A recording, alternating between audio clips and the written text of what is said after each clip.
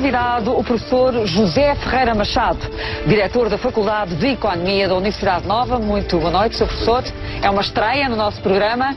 Vamos falar sobre a situação económica de Portugal, as razões que determinaram a que estivéssemos com um crescimento zero, praticamente, de há muitos anos esta parte, e agora em recessão, há 3 anos consecutivos, não é, Dr. Medina? Eu acho que sim. Há 3 anos consecutivos. Sim, mas também não vale a pena fazer contas, é para continuar, de maneira que... O senhor sempre muito pessimista em relação ao futuro. Claro, mas acertando às vezes. Muito bem. As razões do nosso fundamento económico, Dr. Medina? Não, eu tinha já um par de semanas pensado em convidar o professor Ferreira Machado, enfim, para nos dar lições de economia, mas como isto agora começa a estar mais quente e mais confuso, acho que é uma altura boa para esclarecer aí o público.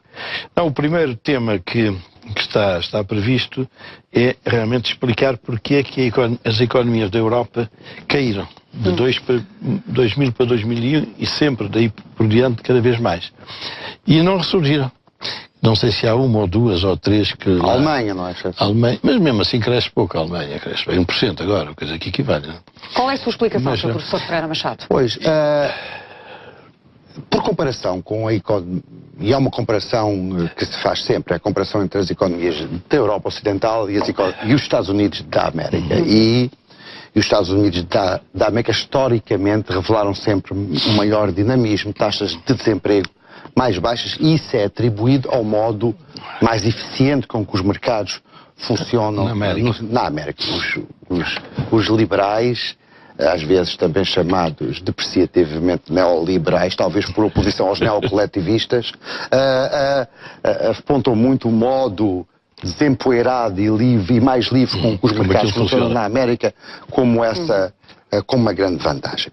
Claro que nos anos recentes a crise do euro e a crise em torno do euro, mais do que a crise do euro, a crise em torno do projeto de construção europeia, lançou uma grande onda de pessimismo em toda a Europa e nos investidores, a que acresceu o que eu acho que é uma deriva austeritária na condução dos negócios europeus, que quer países que precisavam, quer países que não precisavam, a Alemanha sendo o caso, embarcaram numa política de austeridade. O senhor acha que esta receita da austeridade não vai levar nenhum país europeu a bom caminho? O ponto é que eu acho que nem todos os países precisavam da mesma receita. Não há uma receita. Havia países devedores e havia países credores e aparentemente foi aplicado. Há uma concepção que eu acho que é errada. O medicamento foi dado a todos de igual modo, é isso? Até à própria Alemanha. Há uma concepção que eu acho que é errada, que a Europa como um todo precisa de austeridade. A Europa como um todo não precisa de austeridade. A balança comercial ou de transações correntes europeia está equilibrada da balança, mas há desequilíbrios na Europa. Na Europa há países que precisam de austeridade. E acho que essa medida igual, como estava a dizer, não foi uma boa solução. O caso português, como é que o senhor olha para o caso português? Para o impacto da austeridade na nossa vida, na vida dos portugueses e no rumo que o país pode levar? Há duas coisas. Eu penso que a austeridade, ou pelo menos a parcimónia, dado o desmando do endividamento, quer das famílias, quer das empresas, quer público, em alguma altura tinha que chegar. E obviamente isso é uma altura em que nós nos confrontamos com os nossos pecadilhos passados e há uma altura em que esse ajustamento tem que ser feito. Portanto, eu acho que esse ajustamento traduz-se necessariamente numa recessão. E a dose? Não, deixe-me só ligar isto ao meu argumento antes. O facto desse ajustamento ocorrer num contexto em que todos os outros países, nossos parceiros, estão também a ajustar no mesmo sentido, quer os que precisavam, quer os que não precisavam, tornou mais agudo o nosso padecimento. Quanto ao ritmo, perguntou, a dose. A dose.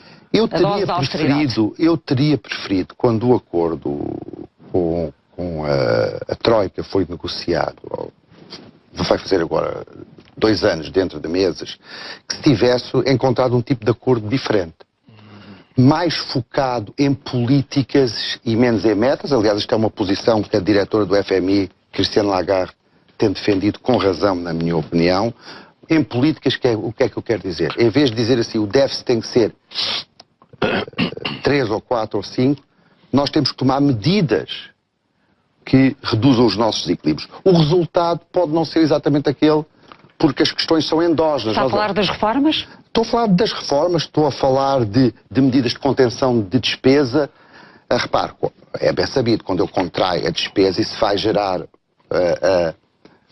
uma quebra de rendimento, vai gerar uma quebra de imposto e, portanto, o resultado no déficit não é exatamente aquele que se esperava, não obstante a medida certa de cortar a despesa. Então qual é que é o principal pecado do memorando? Mas deixa-me... É esse? Não, é o de ter fixado metas não, eu acho de uma forma muito rígida? Um ajustamento muito... Eu acho que o memorando é um bom documento para a reforma da economia portuguesa.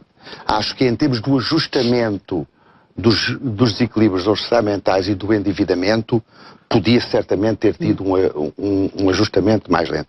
Mas dado que foi esse o acordo que foi negociado, eu penso que não adianta se não cumprir. Houve partes do ajustamento que não... Houve partes do memorando que não foram cumpridas, que não foram implementadas. Eu acho que não se foi tão rapidamente nas reformas estruturais como se deviam ter ido.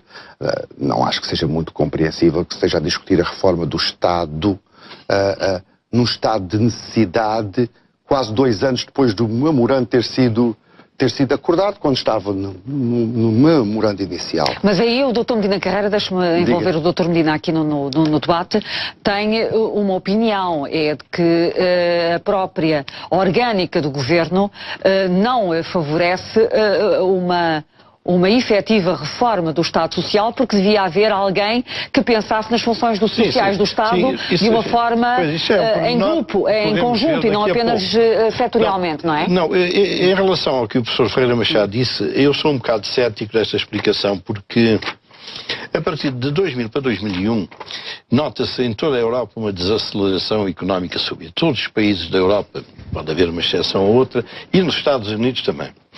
Eu ainda, durante um tempo, andei a ver números, pouco convictamente, pensei, bom, isto foi o ataque às Torres Gêmeas que terá provocado, mas achei um efeito desastroso atingir todo o Ocidente desenvolvido. Mas, olhando para um gráfico que nós temos aí, aliás, é o único gráfico de hoje... Não sei, vai aparecer. É que dá ordens? Eu dou ordens. O realizador ouve sempre... com muita atenção a minha voz. É que me fez pensar. Como? Não temos gráfico, Dr. Medina. Fale sem o gráfico. Está o realizador a dizer-me que não temos o gráfico. Não consigo perceber porquê, mas é Mas o que é que mostrava? É um gráfico que mostra que, a partir de 2000, 2001, a balança de transações correntes da China, dos países industrializados da Ásia e dos países produtores de petróleo vai tendo saldos positivos cada vez mais elevados. Até 2007, 2008, em que atinge $1 trilhão, o equivalente a $1 trilhão. Os principais países do Ocidente desenvolvido, França, Estados Unidos, Itália, etc., têm uma linha em descida, portanto, cada vez mais negativa, que atinge, nesse ano, $1 trilhão. Já tem? Já temos. Já conseguiram encontrar. Quer dizer, enquanto essas economias vão tendo saltos cada vez mais positivos, é aquela vermelha que está ali. Sim. Não sei se vê, professor Ferreira Machado. Perfeitamente. Consegue ver?